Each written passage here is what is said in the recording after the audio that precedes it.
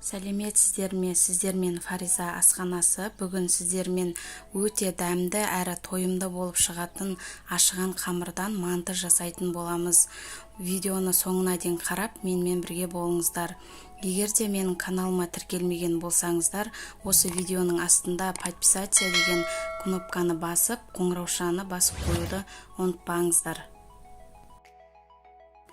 Ол үшін ең алдымен қамырын жасап аламыз. Бізге електен өткізілген ұн, ашытқы, қант, тұз және жылы су керек болады. Жылы суымызға қант және ашытқыны салып, жақсылап араластырамыз. Дайын болған массаны ұнға қосамыз. Кейін және жылы суға тұзымызды қосып, жақсылап араластырамыз.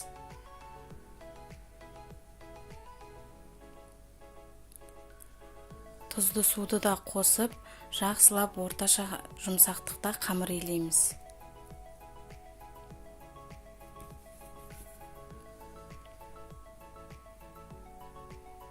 Кейін соңында кішкене май қосып, жақсылап илейміз.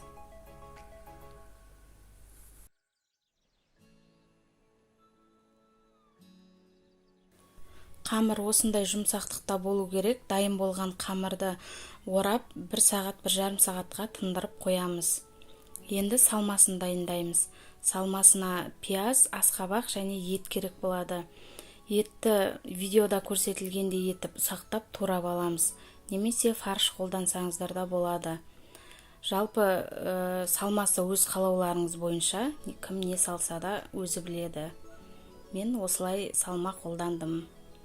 Етімізді осылай ұсақтап турап алдық. Енді пиязды да видеода көрсетілгендей етіп ұсақтап турап аламыз. Достар, менің каналыма жазылмаған болсаңыздар, міндетті түрде жазылып, қоңыраушаны басып қоюды ұмытпаңыздар. Және де достарыңызбен бөлісіңіздер. Бұдан да басқа да рецепттермен бөлісіп отыратын боламын. Енді асқабақты да дәл солай турап аламыз ұсақтап.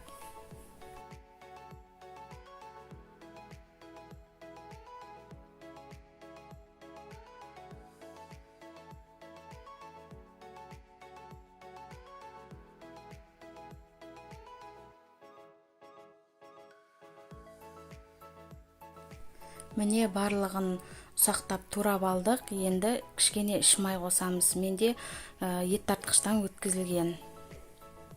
Кейін дәміне қарай тұз, бұрыш және кориандр қосамыз. Әркім өз қалау бойынша қосса болады. Кейін кішкене сұйық май қосып, жақсылап араластырамыз. Осымен салмамыз дайын. Өздеріңіз көріп тұрғандарыңыздай қамырда жақсы көтеріліп дайын болып тұр. Енді дайын болған қамырымызды кішкене бөліктерге бөліп аламыз. Ол үшін қолымызды майлап, кейін бөлеміз. Шамамен 40-50 граммдай етіп бөліктерге бөліп аламыз. Одан көп болса өте үлкен болып кетеді. Мен өлшемеймін, өз көз мөлшеріммен осылай жасай беремін. Мантыға керекті заттарды осы видеоның астына жазып қалдыратын боламын.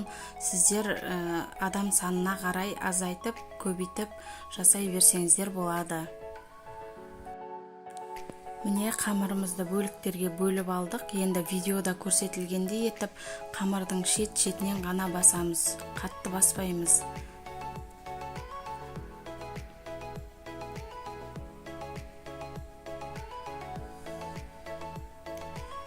Міне жайып алдық. Енді видеода көрсетілгендей етіп, ішіне салмасын салып, видеода көрсетілгендей етіп, түйіп шығамыз. Сіздерге түсінікті деп ойлаймын, қалай түйуі.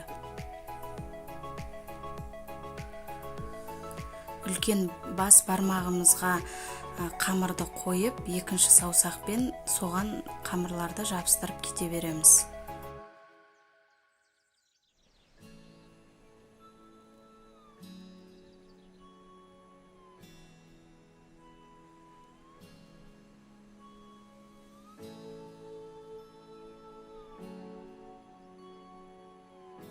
Қалай түйілуі сіздерге түсінікті болу үшін асықпай ұзақ түсірдім.